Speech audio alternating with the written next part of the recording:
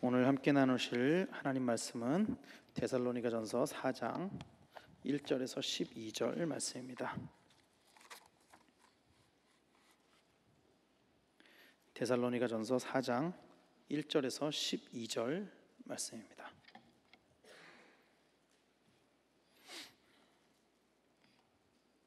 제가 한 절, 여러분들이 한 절 읽으시고 마지막 절은 함께 읽도록 하겠습니다. 그러므로 형제들아, 우리가 끝으로 주 예수 안에서 너희에게 구하고 권면하노니 너희가 마땅히 어떻게 행하며 하나님을 기쁘시게 할 수 있는지를 우리에게 배웠으니 곧 너희가 행하는 바라 더욱 많이 힘쓰라.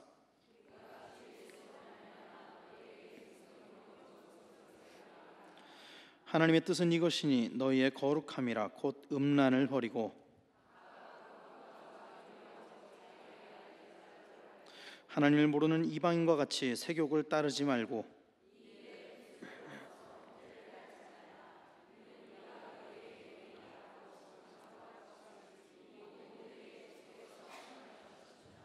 하나님이 우리를 부르심은 부정하게 하심이 아니요 거룩하게 하심이니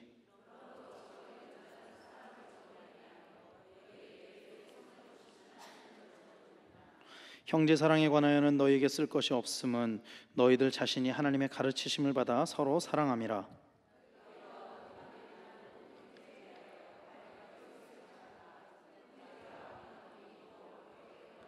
또 너희에게 명한 것 같이 조용히 자기 일을 하고 너희 손으로 일하기를 힘쓰라. 이는 외인에 대하여 단정히 행하고 또한 아무 궁핍함이 없게 하려 함이라. 아멘. 할렐루야. 할렐루야. 우리 옆에 분들 보면서 서로 좀 축복합시다. 옆에 있는 분들 한번 보세요. 보시고 표정을 환하게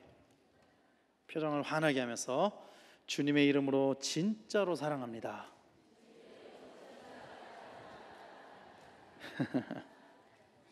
정말 사랑하십니까? 여러분 정말 사랑하세요? 옆에 있는 분들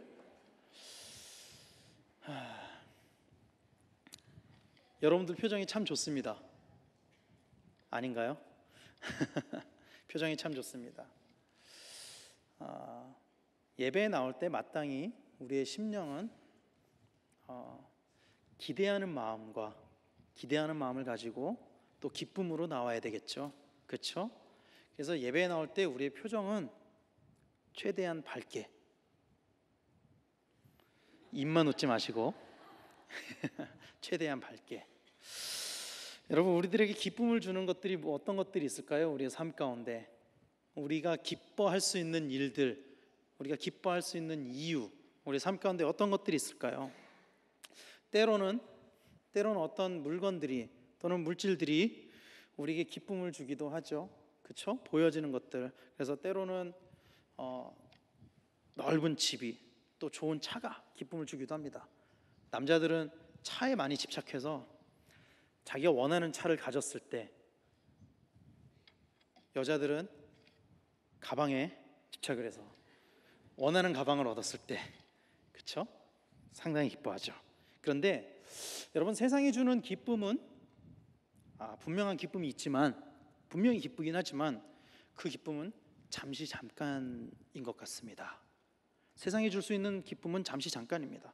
아무리 좋은 집이나 좋은 차나 좋은 가방을 가지고 있다고 할지라도 시간이 지나고 나면은 그저 익숙해질 뿐입니다. 그렇죠? 그래서 더 넓은 집으로 이사를 갔을 때 처음에는 기쁘지만 또 살다 보면 이거 왜 이렇게 좁아? 좀 더 좋은 집으로 가면 좋겠구만. 좋은 차를 타면 좋겠지만 타다 보면 이 차는 기름을 너무 많이 먹어. 더 좋은 차를 타면 좋겠는데. 그렇죠? 좋은 가방을 얻어도 저 집사님은 이거보다 더 좋은 가방을 들고 오시는데. 세상에 기쁨을 줄 수는 있지만 그는 그냥 잠시 잠깐인 것 같아요. 잠깐 기뻤다가 마는 것 같아요. 가진 것으로, 보여지는 것으로는 진정한 기쁨을 누릴 수가 없는 것 같습니다. 기쁨은 어디에서 나온 걸까요? 그러면은 기쁨은 대부분 관계에서 나오는 것 같습니다. 관계. 내가 무엇을 가지고 있느냐보다, 내가 무엇을 하고 있느냐보다 내가 누구와 함께 있느냐에 따라서 기쁨이 결정될 때가 훨씬 더 많은 것 같아요. 그렇죠? 내가 싫어하는 사람과 맛있는 음식을 먹는 것보다 내가 좋아하는 사람과 그냥 라면을 끓여 먹는 게 훨씬 더 좋다라는 거죠. 그게 훨씬 더 기쁘고 행복하다라는 거죠. 저는 기쁩니다. 저는 요즘 많이 기쁩니다. 왜 기쁠까요?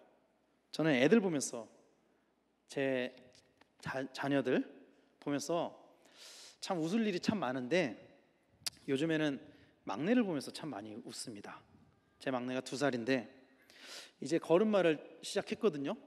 걸음마를 시작해서 이렇게 막 걷고 그런 모습을 보면은 너무 기뻐요. 그리고 이제는 얘가 좀 익숙해졌다고 밖에서 제가 들어갈 때 삐삑삐삑 누르면은 벌써 알아요. 얘가 안에서 아빠 하는 소리가 들려요. 아빠 하면서 막 걸어 나오는 거예요. 얼마나 기쁜지 몰라요. 정말 얼마나 웃을 일이 많은지 몰라요. 그런데 귀에서 아빠 소리가 들리는 줄 알았어요. 누가 아빠 그랬던 것 같은데 아닌가요? 그런데 여러분, 관계에서 오는 기쁨이 분명히 있거든요. 그런데 이것이 소유에서 오는 기쁨보다 깁니다. 확실히 길기는 하지만 근본적인 기쁨이 될 수는 없어요. 근본적인 기쁨이 될 수는 없습니다. 왜 그런지 아세요? 그 관계를 하는 대상인 사람이 변하기 때문이에요. 제가 우리 막내를 보면서 지금 기뻐하는데 얘가 한 2, 3년 지나면은 3, 4년 지나면은 분명히 미운 5살이 될 거예요. 미운 6살이 돼서 떼부리고 막 말 되게 안 듣고 막 그럴 거란 말이죠. 여러분들이 잘 아시다시피 제가 애가 셋인데 첫째도 고만한 때 되게 이뻤다가 이제 5살, 6살, 7살 되면서 말 안 들으니까 아유 이 밉상. 둘째도 제가 너무너무 이뻐했다가 요즘에 또 얘가 좀 말을 좀 안 들을 때가 있어요. 그러니까 또 이제 막내한테 또. 근데 얘도 또 커가면서 또 그럴 거란 말이죠. 사람은 변하거든요. 거꾸로 이야기하면은 변하지 않는 대상과의 관계에서는 근본적인 기쁨을 찾을 수 있다라는 거예요. 변하는 대상과의 관계에 의해서는 일시적인 기쁨을 찾을 수밖에 없어요. 여러분 부부도 마찬가지잖아요. 부부도 연애할 때는 만날 때마다 늘 좋은데 결혼하고 이놈의 남편이 연애할 땐 잘해줬는데 결혼하고 나서 변해. 잘해주지도 않아. 제 얘기를 하고 있는 겁니다. 어디선가 저의 설교를 듣고 있을 제 아내에게. 사람은 변하거든요. 근데 변하지 않는 대상과 관계 속에서는 변하지 않는 기쁨을 얻을 수 있다라는 거예요. 여러분, 영원히 변함없으신 하나님과의 관계가 그렇다라는 사실을 믿으시길 바랍니다. 사랑하는 성도 여러분, 하나님은 늘 우리에게 기쁨을 주시는 분이십니다. 믿으십니까? 하나님은 늘 우리에게 기쁨을 주시는 분이세요. 늘, 항상. 하나님이 주시는 기쁨은 그래서 근본적인 기쁨이고 변함이 없는 기쁨입니다. 왜냐하면 그 기쁨은 영원한 생명으로 이루어지기 때문입니다. 영원한 기쁨이거든요. 영원한 기쁨, 영원히 변함없는 생명이 주어지기 때문에 하나님과 관계할 때, 그렇기 때문에 하나님은 늘 우리에게 기쁨을 주신다라는 거예요. 늘 우리에게. 근데 문제는 뭐냐면은 하나님과 나와의 관계가 좋으면은, 늘 사랑하는 관계면은 우리 삶 가운데 늘 기쁨이 넘칠 것입니다. 당연히 그렇다라는 거죠. 그런데 문제는 관계라는 것은 상호작용한다는 거예요. 상호작용. 늘 하나님이 우리에게 기쁨을 주시는 것만으로 그 기쁨의 관계가 형성되지는 않는다라는 것입니다. 하나님이 우리에게 기쁨을 주시는 만큼 우리 또한 하나님께 기쁨이 되어야만 이 근본적인 기쁨의 관계가, 사랑의 관계가 성립된다라는 거예요. 어떻게 계속 퍼줄 수만 있어요? 사랑은 주기도 하고 받기도 하는 거거든요. 기쁨이라는 거는 계속 받기만 하는 사랑이 좋을 것 같지만 그렇지 않아요. 받기만 하는 사랑은 건강한 사랑이 아닙니다. 건강한 관계가 아니죠. 우리가 하나님과의 관계에서 근본적인 기쁨을 얻기를 원한다면, 그래서 우리의 삶 가운데 날마다 기쁨의 삶을 살기를 원한다면, 하나님이 우리를 향해서 날마다 사랑을 부어주시는 만큼, 우리에게 영원한 생명을 주심으로 영원한 기쁨을 주신 만큼 우리 또한 하나님께 기쁨이 되어야 된다는 거예요. 우리 또한 날마다 하나님께 기쁨이 되어야 된다는 사실입니다. 오늘 말씀의 내용은 이것입니다. 한번 따라해 보시길 바랍니다. 하나님을 기쁘시게 하는 삶. 하나님을 기쁘시게 하는 삶. 오늘 말씀 1절은 이렇게 이야기하고 있습니다. 현대인의 성경 버전으로 한번 읽어보겠습니다. 시작. 형제 여러분,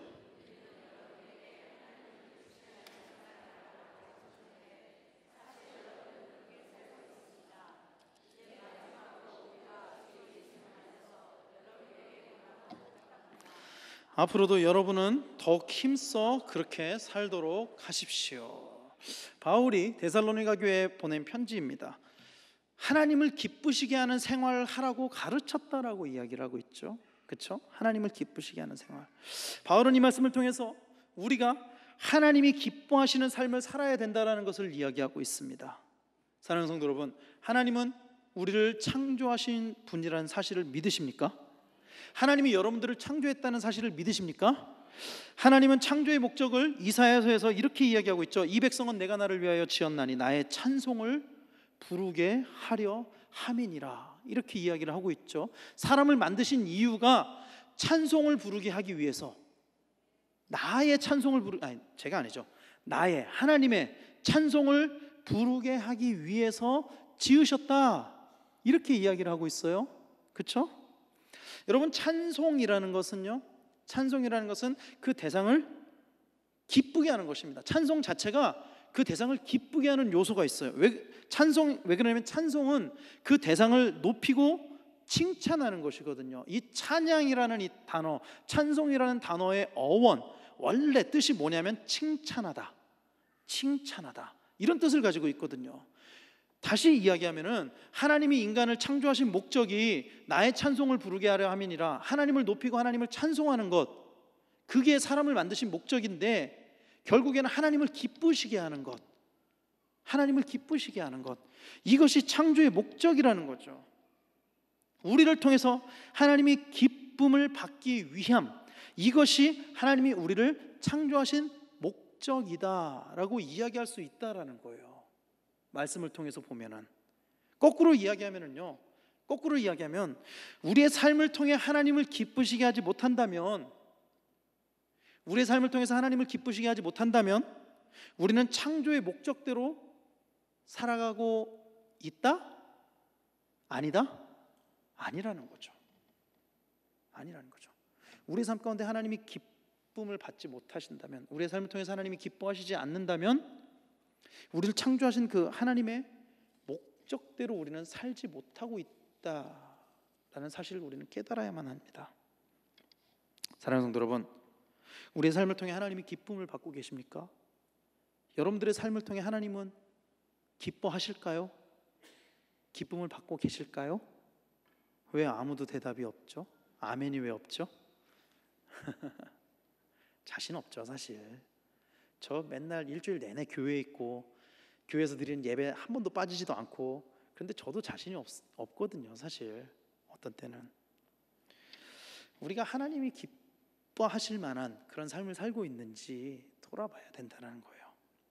오늘 말씀에서는 하나님을 기쁘시게 하기 위한 두 가지의 방법이 나오거든요. 바울은 이미 이 두 가지에 관해서 데살로니가 교회에 가르쳤다라고 이야기를 하고 있어요. 그리고 그들이 이미 그렇게 살고 있다, 그렇게 이야기를 하고 있습니다. 이미 그들이 이렇게 살고 있다. 아까 읽은 그 1절 말씀에서 그렇게 이야기를 하고 있어요. 이미 너네들이 그렇게 살고 있다. 그럼에도 불구하고 다시 이 이야기를 하는 것은 가르쳤고 가르친 대로 살고 있는데, 야야야, 하나님을 기쁘시게 하는 삶을 살아야 돼. 다시 얘기하는 것은 이것이 그만큼 중요하다라는 이야기예요. 하나님을 기쁘시게 하는 삶이 그만큼 중요하다라는 이야기를 하고 있는 것입니다. 그리고 그 두 가지 방법에 대해서 첫 번째는 이렇게 이야기를 하고 있습니다. 데살로니가전서 4장 3절 말씀에 하나님의 뜻은 이것이니 너희의 거룩함이라 곧 음란을 버리고, 이렇게 이야기하고 있어요. 이 말씀을 다른 버전에서 뭐라고 이야기하냐면요, 이렇게 이야기를 해요. 공동번역에서는 하나님께서 여러분에게 원하시는 것은 여러분이 거룩한 사람이 되는 것입니다. 그리고 세 번역에서는 하나님의 뜻은 여러분이 성결하게 되는 것입니다. 그리고 현대인의 성경에선 하나님의 뜻은 여러분이 거룩하게 사는 것입니다. 제가 노란 글자를 좀 강조해서 이야기를 했잖아요. 그렇죠? 되는 것, 사는 것, 이것이 무엇을 의미하는 걸까요? 여러분, 되는 것과 사는 것, 이것이 무엇을 의미하는 걸까요? 이것은요, 뭘 이야기하냐면은 우리의 능동을 이야기하는 거예요. 우리의 능동, 우리의 의지, 이것을 이야기한다는 것이죠. 거룩한 사람이 되는 것, 공동번역에서 이야기하는, 또 세번역에서 이야기하는 성결하게 되는 것, 그리고 거룩하게 사는 것, 이것은 모두 우리가 해야만 하는 것인 거예요. 그냥 그저 가만히 있다고 이루어지는 게 아니고 우리가 적극적으로 그렇게 살기 위해서 노력해야만 이루어진다는 것이죠. 이게 우리가 해야만, 그저 가만히 있다가 이루어지는 것이 아닙니다. 우리가 적극적으로 살아야만 이루어지는 것입니다. 사랑하는 성도 여러분, 신앙은요, 믿음은요, 능동적인 것입니다. 능동적인 거예요. 능동적이어야만 해요. 신앙과 믿음은. 여러분, 가만히 있는데 믿음이 주어지는 경우가 있나요? 가만히 있는데, 제가 중고등부나 청년부 할 때 수련회를 해보면은요, 그런 친구들이 있어요. 죽어도 안 가겠다고 하다가 쫓아온 애들이 있어요. 안 간다고 하다가 억지로 끌려온 애들이 있어요. 근데 그런 애들이 변화받는 경우가 있거든요, 수련회 때. 근데 가만히 그냥 와서 앉아 있는다고 변화받는 줄 아세요? 아니에요. 걔네들이 와서 그냥 앉아만 있는다고 변화되는 게 아니고, 어찌됐건 선생님이 뭐 강요를 하건 때리건 뭐 어찌됐건 얘네들이 어떤 계기를 통해서 갑자기 막 기도도 하고 찬송도 하고 그러다가 변화를 받는 거예요. 제가 그랬거든요. 제가 그랬어요. 제가 중학교 1학년 때 예수님 만났는데 한 2년 교회를 안 나가다가 저희 사촌 형이 교회 선생님이었거든요. 그때 사촌 형이 저희 집에서 살았어요. 7살 많은 사촌 형이, 키 큰 사촌 형이. 안 가면 때린다고 교회 선생님이. 끌려갔다가 거기서 예수님 만났거든요, 제가. 근데 제 기억해 보면 그냥 끌려가서 진짜 똥 씹은 표정으로 갔다가 그냥 가만히 있는데 은혜 받은 게 아니에요. 말씀을 듣다가 가슴이 뜨거워지고 막 기도하다가 어느 순간 눈물이 나오고 막 변화되고 은혜 받고 그런 거죠. 가만히 있다가 주어지는 게 아니에요. 믿음 생활은 가만히 있는다고 되는 게 아닙니다. 우리가 스스로 움직이고 스스로 찾아야 된다. 믿음 생활은, 신앙 생활은. 그래서 성경에서도 천국은 침노하는 자의 것이라고 이야기를 했습니다. 사랑하는 성도 여러분, 우리는 그만큼 능동적이고 열심을 가진 신앙생활을 하고 있습니까? 사실 이 금요 철야 예배에 나오는 정도의 성도님들이라면은 그래도 상당한 열심을 가지고 계신 분들인 건 사실이에요. 근데 그럼에도 불구하고 때때로 우리의 믿음은 수동적인 신앙생활을 할 때도 참 많다라는 거예요. 그저 교회에 와서 앉아 있는 것으로 끝날 때도 많다라는 것이죠. 왔다 가는 것에 의미를 두는. 사랑하는 성도 여러분, 거룩을 위해서 적극적으로 힘쓰는 우리 성도님들이 되시기를 바랍니다. 성경에서 이야기하는 것처럼 죄와 피 흘리기까지 싸우는 우리 성도님들 다 되시기를 바랍니다. 특히 오늘 말씀에서는요, 성적인 범죄에 대해서 이야기를 하고 있어요. 왜 성적인 범죄에 대해서 이야기를 하고 있을까요? 이 데살로니가라는 지방이 그 지금으로 치면은 그 그리스 지역인데, 그쪽 지역인데 거기가 이제 신화 뭐 이런 게 굉장히 발달했었잖아요. 그러면서 굉장히 많이 음란했었거든요, 그곳이. 그래서 아마 더 강조를 했을지도 모르겠습니다. 어쨌든 성적인 범죄에 대해서 이야기를 하고 있는데 거룩함에 대해서 이렇게 표현하고 있어요. 음란을 버리고 자기 아내 대할 줄 알고 세욕을 따르지 말고 형제를 해하지 마라, 그렇게 이야기를 하고 있습니다. 쉬운 성경에서는 뭐라고 이야기를 하고 있냐면요, 데살로니가서 4장 3절에서 6절 말씀에 쉬운 성경에서는 이렇게 이야기를 하고 있어요. 같이 한번 읽어보겠습니다. 시작. 하나님께서는 여러분이 성적인 모든 죄를 피하고 거룩하고 순결하게 살기를 원하십니다. 자기 아내를 거룩하고 존귀한 마음으로 사랑하십시오. 육체의 정욕에 따라 여러분의 몸을 사용하지 마십시오. 그것은 하나님을 모르는 사람들이나 짓는 죄입니다. 이런 죄를 지어서 여러분의 형제를 속이거나 그에게 해를 입히지 않도록 하십시오. 우리 주님은 그런 사람을 반드시 벌하십니다.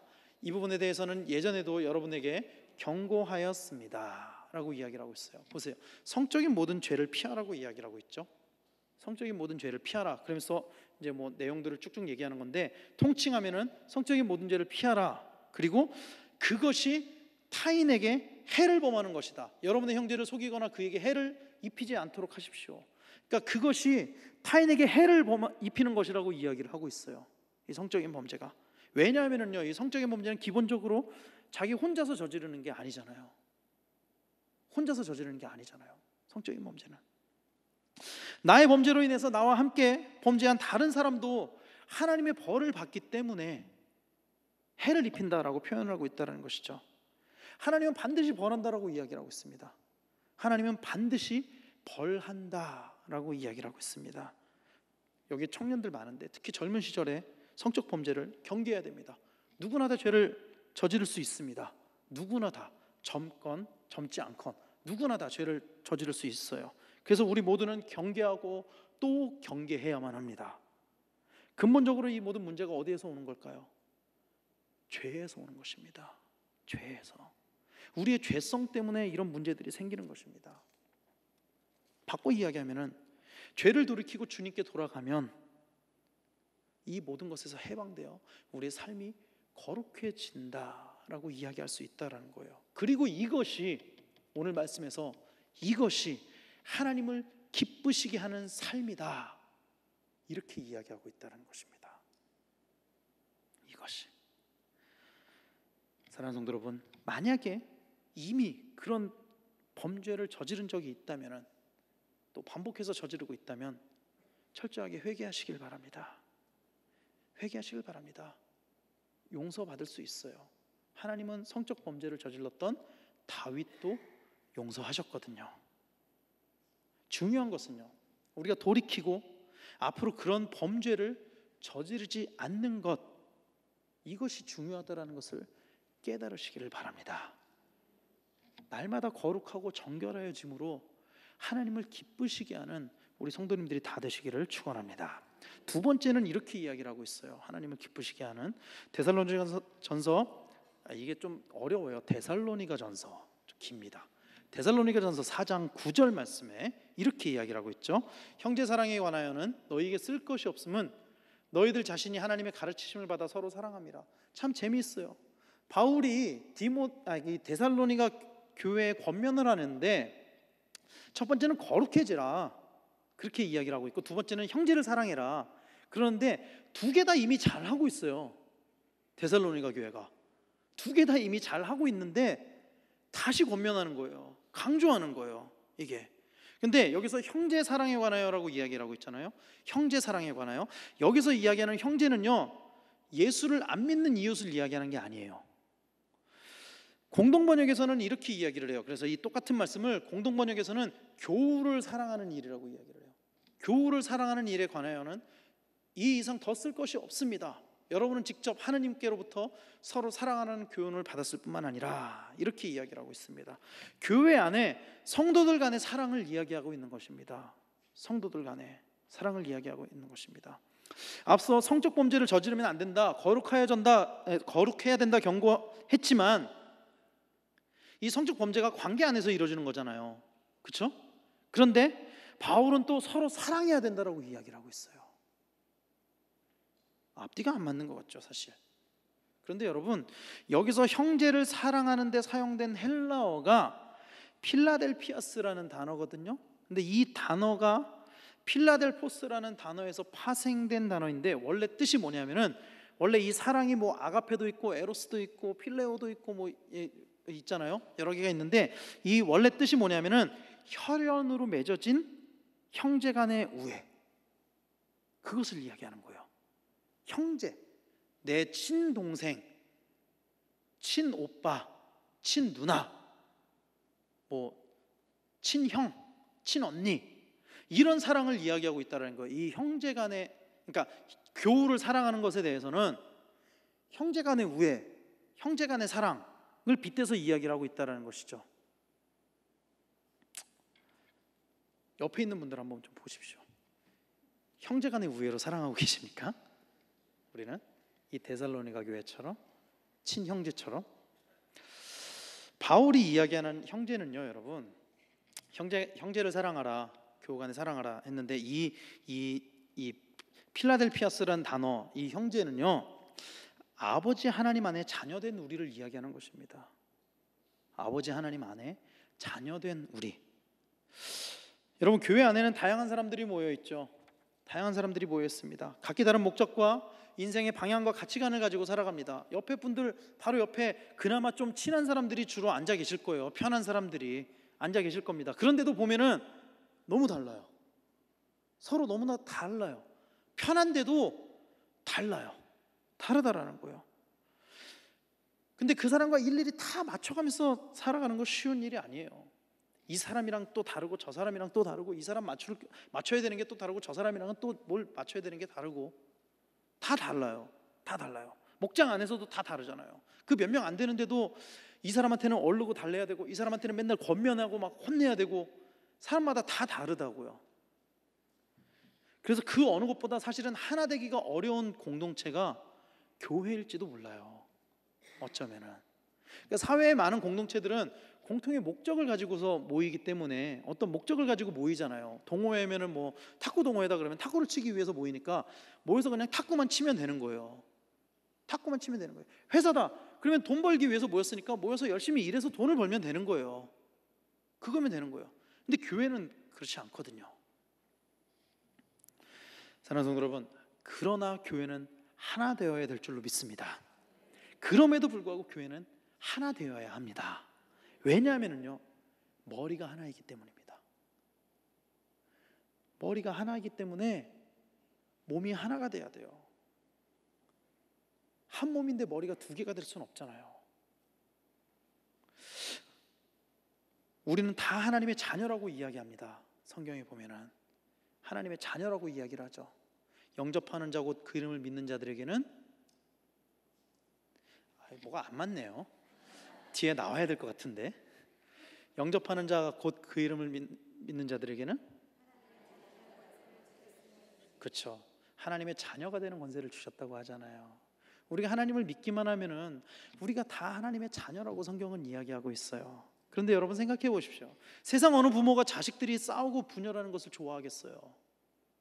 어떤 부모가 그거를 좋아하겠어요? 여러분들 중에 내 자식들이 치고받고 싸우면 아이고 잘한다, 좋아, 그렇게 커야지, 이런 분 계신가요 혹시? 아무도 없을 거예요.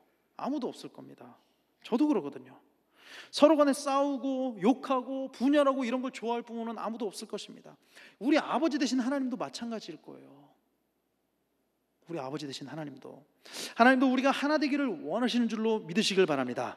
데살로니가 교회는 이미 이것을 행하고 있었어요. 사실 심지어 그들은 타 지역에서 넘어온 형제들에게도 똑같이 사랑을 나누었던 것 같습니다. 그러니까 여기 이 동네에 사는 사람들만 사랑하는 게 아니라 저 멀리서 온 사람들도 다 똑같이 사랑했었던 것 같아요. 10절 말씀에 보면은 현대어 성경에서 이렇게 이야기하고 있어요. 여러분은 그 가르침대로 마게도냐에 있는 모든 믿음의 식구들을 감싸고도 남을 큰 사랑을 나누어 오고 있기 때문입니다. 이렇게 이야기를 하고 있어요. 마게도냐가 어디냐면요, 마게도냐는 그 그리스 지역, 지금으로 이야기하면 그리스 지역을 통틀어서 마게도냐라 그러고, 데살로니가는 그 안에 있는 작은 도시예요. 그러니까 마게도냐 지역에 있는 그 넓은 지역에 있는 수많은 성도들, 믿음의 성도들을 똑같이 넘치도록 사랑했다, 데살로니가 교회가. 그 이야기를 하고 있는 것이죠. 그러기 위해서 사실은 데살로니가 교인들은 자신들의 기득권을 내려놓아야만 했을 거예요. 외지에서 오는 사람들을 똑같이, 더 넘치도록 사랑하기 위해서는 내가 누려야 될 당연한 권리들을 내려놔야만 그게 가능하다는 것입니다. 그들의 방법에 대해서 바울은 이렇게 이야기하고 있어요. 11절 말씀에 또 너에게 명한 것 같이 조용히 자기 일을 하고 너희 손으로 일하기를 힘쓰라, 이렇게 이야기를 하고 있어요. 이 말씀의 다른 버전은 이렇게 이야기하고 있어요. 공동번역에서는 그리고 내가 전에 지시한 대로 조용히 살도록 힘쓰며 각각 자기의 직업을 가지고 자기 손으로 일해서 살아가십시오. 또 새 번역에선 그리고 우리가 여러분에게 명령한 대로 조용하게 살기를 힘쓰고 자기 일에 전념하고 자기 손으로 일을 하십시오. 또 현대인의 성경에서도 그리고 우리가 여러분에게 명령한 것처럼 조용한 생활을 하고 남의 일에 간섭하지 말며 손수 일하도록 하십시오 라고 이야기를 하고 있다는 거예요. 여러분, 종합해서 이야기를 하면은요, 이 말씀은 각자 자기 삶 가운데 열심히 살면서 교회 공동체 안에서 화목하게 지내라. 화목하게 지내. 간섭하지 말고 저 사람 하는 거 다 인정하고 용납해주고 그거에 대해서 막 지적하고 그러지 말고 교회 안에서는 말은 삼가고 조용히 하면서 열심히 일을 해라. 그런 이야기를 하고 있다라는 것이죠. 자기 주장을 내세우지 않고 조용히 담담하게 지내는 것. 충분히 자기의 주장을 펼칠 수 있었음에도 불구하고 데살로니가 교인들은 그러지 않았다라는 거예요. 굉장한 사랑이죠, 사실. 굉장히 어려운 일이죠. 여러분, 그럼 우리는 어떻습니까? 우리는 어떠냐는 거예요. 데살로니가 교회 교인들은 이거를 굉장히 잘하고 있었거든요. 굉장히 잘하고 있었어요. 말은 줄이고 열심히 일하면서 성도의 할 바를 다 하는, 그러면서 우리 지역에 사는 교인들뿐만이 아니라 타 지역의 교인들까지도 넘치도록 사랑하는 이 일을 굉장히 잘하고 있었거든요. 여러분, 우리도 그렇게 섬기고 사랑하고 있습니까? 혹시 자기의 기쁨을 위해서 우리는 자기 자신을 내세우고 있지는 않느냐는 거예요. 교회 안에서, 교회 공동체 안에서 내 목소리를 키우고 있지는 않냐는 거예요. 내 만족을 위해서, 내 뜻이 관철되기를 원하면서 더 큰 목소리를 내고 때로는 사람들을 비방하고 그러지는 않느냐는 거예요. 우리는. 여러분, 때때로 우리는 하나님을 기쁘시게 하기보다 사람을 기쁘게 하는 삶을 살 때가 있습니다. 보이지 않는 하나님보다 보이는 사람을 더 의식하고 사람들에게 인기를 얻기 위한 삶을 살 때가 있어요, 사실. 그래서 하나님이 기뻐하지 않는 부분에서 타협할 때도 많이 있습니다. 우리가 그렇게 타협하는 이유는요, 이 땅에서 잘 살기 위함이에요. 함께 사는 사람들과 화목하고 잘 지내고 싶기 때문에, 또 그것을 통해서 이익을 얻고 싶기 때문에. 사랑하는 성도 여러분, 그러나 우리의 삶의 목적은 이 땅에서의 삶에 있지 않다라는 사실을 깨달으시길 바랍니다. 영원한 하나님 나라가 우리의 소망이고 삶의 이유라는 것을 믿으시길 바랍니다. 그렇다면 우리는 영원한 하나님 나라에서 잘 살기 위해서 어떤 삶을 살아야 되느냐는 거예요. 영원한 하나님 나라에서 잘 살기 위해서 어떤 삶을 살아야 되느냐는 거예요. 사람을 기쁘게 하는 게 중요한지 하나님을 기쁘시게 하는 것이 중요한지 우리 스스로 한번 생각을 해보자는 거예요, 여러분. 물론 사람을 기쁘게 하는 삶도 중요해요, 여러분. 중요합니다. 그러나 그것 또한 궁극적으로는요, 사람을 기쁘게 하는 것 또한 궁극적인 목적은 하나님을 기쁘시게 하는 삶이 되어야 됩니다. 무슨 이야기냐면요, 우리가 다른 사람을 기쁘게 함으로 그 사람에게 복음이 흘러나갈 수 있는 통로가 되는 것들, 복음을 받아들일 수 있는 좋은 땅이 되게 하는 것들, 옥토가 되게 하는 것들, 이런 것들이 목적이 돼서 사람을 기쁘게 해야지, 내가 이익을 얻기 위해서, 내 삶을 위해서 사람을 기쁘게 하는 삶을 살아서는 안 된다라는 거예요. 좋은 관계를 만들어서 하나님을 증거할 수 있는 관계, 그것을 위해서라면 사람을 기쁘게 하는 삶도 중요하다라는 것입니다. 만약 그런 목적이 아니고 나의 만족과 유익을 위한 것이라면 아무리 사람들과 화평하게 지낸다고 할지라도 그것이 하나님을 기쁘시게 하지는 않을 거라는 거예요. 사랑하는 성도 여러분, 하나님을 기쁘시게 하는 것은 그래서 자기를 죽여야만 가능한 줄로 믿으시길 바랍니다. 내가 원하는 것, 내가 하고 싶은 것을 다 하면서 하나님을 기쁘시게 할 수는 없습니다. 내 육신의 정욕을 따라서 살면서 내가 하고 싶은 것을 다 하면서 어떻게 하나님을 기쁘시게 하면서 살아요, 여러분? 그렇잖아요. 누군가를 기쁘게 하려면 그 사람한테 맞춰야 되거든요. 내 아내를 기쁘게 하려면은, 나는 고기가 먹고 싶어도 아내가 떡볶이 먹고 싶다 그러면 내가 떡볶이를 먹어야 되는 거예요. 그래야 기쁘게 해줄 수 있는 거죠. 그렇잖아요. 하나님을 기쁘시게 하려면요, 우리의 삶을 하나님께 맞춰야 됩니다. 그래야 하나님이 기뻐하시는 삶이 되죠. 하나님은 우리가 이렇게 살기를 원하시는데, 어떤 방향성을, 이렇게 이쪽 방향성을 가지고 살기를 원하시는데, 하나님 좀 나한테 좀 맞춰주세요. 나는 이렇게 살고 싶어요. 그렇게 나가버리면 하나님이 우리의 삶을 보고서 기뻐하시겠느냐는 거예요. 그렇지 않죠. 우리가 하나님께 맞춰야, 하나님이 우리의 삶을 통해서 기뻐하신 줄로 믿으시길 바랍니다. 이미 하나님은 우리한테 너무나도 많은 것을 맞추셨어요. 죽을 수밖에 없었던 우리를 위해서 독생자 예수 그리스도를 내놓기까지 하나님은 우리를 위해서 맞추셨는데, 우리는 고작 작은 거, 우리 삶 가운데 조그만 희생도 하나님 앞에 때로는 하지 못할 때 있잖아요.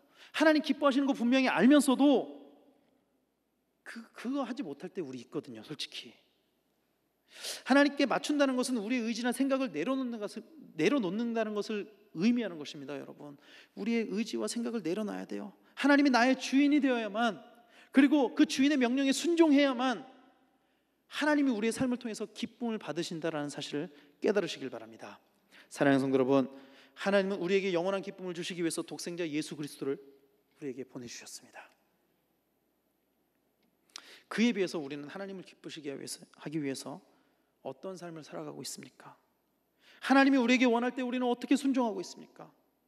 하나님은 여러분들의 삶을 받으시기를 원하십니다. 아멘이십니까? 자신 없어도 아멘 하셔야 돼요. 여러분, 이거는 하나님이 원하신다고요. 하나님이 여러분들의 삶을 받으시기를 원하신다고요. 우리들의 삶을 통해서 기뻐하시기를 원하신다고요. 마치 부모가 자녀를 보면서 기뻐하듯이, 자녀가 부모의 말을 잘 듣고 그러면 얼마나 기뻐요. 얼마나 기뻐요. 리모컨 가져오라 그럴 때 리모컨 가져오면 얼마나 기뻐요. 여러분, 숟가락 가져오라 그러면 숟가락 가져오면 얼마나 기뻐요. 마치 그것과 마찬가지로 하나님도 자녀된 우리를 보면서 하나님이 원하시는 삶을 살아가는 모습을 보면서 얼마나 기뻐하시겠느냐는 거예요. 우리는 우리의 아버지 되신 하나님을 기뻐하게 하는 삶을 살고 있습니까? 사랑하는 성도 여러분, 죄와 싸우고 형제를 사랑하는 삶을 실천하시기를 바랍니다. 그저 수동적인 신앙생활을 하는 게 아니라 적극적으로 하나님을 기쁘시게 하는 삶을 살아가시는 우리 성도님들이 다 되시기를 바랍니다. 우리의 삶 가운데 여러분, 죽어있는 신앙생활을 하면 안 됩니다. 야성을 회복해야 됩니다. 적극적인 신앙생활을 해야 됩니다. 물론 우리 삶 가운데서도 충실하고 적극적인 삶을 살아야 되지만, 여러분, 하나님과의 관계에 있어서도 우리는 쟁탈해야 됩니다. 끊임없이 간구하고 끊임없이 갈급해야 되고 끊임없이 하나님을 구해야만 합니다. 오늘 아까 우리 특송을 그 예수님 목마릅니다 찬양했잖아요. 그렇죠? 제가 굉장히 많이 공감해요. 날마다 그게 있어야 돼요. 내 안에 채워졌다고 생각하지 않고 날마다 더 많이 하나님으로 채워지고, 더 많이 하나님이 기뻐하시는 삶을 살고, 더 많이 하나님 앞에서 거룩하여지고, 더 적극적으로 하나님을 향한 신앙생활을 하고, 이것이 되어야만 하나님이 우리의 삶을 통해서 기뻐하시고, 그래야만 하나님이 우리를 창조하신 목적대로 살아간다는 사실을 깨달으시길 바랍니다. 날마다 하나님이 기뻐하시는 삶 회복하는 우리 성도님들 다 되시길 바랍니다. 하나님을 처음 만났을 때 우리가 그렇게 살기로 다짐했었잖아요. 그렇죠? 하나님 처음 만났을 때 우리 그렇게 살기로 다짐했었잖아요. 다시 한번 회복하시기를 바랍니다. 죄의 문제가 우리를 괴롭히고 있다면, 죄의 문제가 우리를 가로막고 있다면 그 죄의 문제 해결하시길 바랍니다. 나의 자아가 우상들이 그런 것들을 가로막고 있다면 그 모든 것들 다 내려놓으시길 바랍니다. 그리고 오직 내가 기뻐하는 삶이 아니라 하나님이 기뻐하시는 삶을 살기 위해 노력하는, 그것을 위해서 모든 것을 다 내려놓고 헌신하고 하나님 앞에 순종하는 우리 신길교회 성도님들 다 되시기를 예수 그리스도 이름으로 간절히 축원합니다. 기도하겠습니다.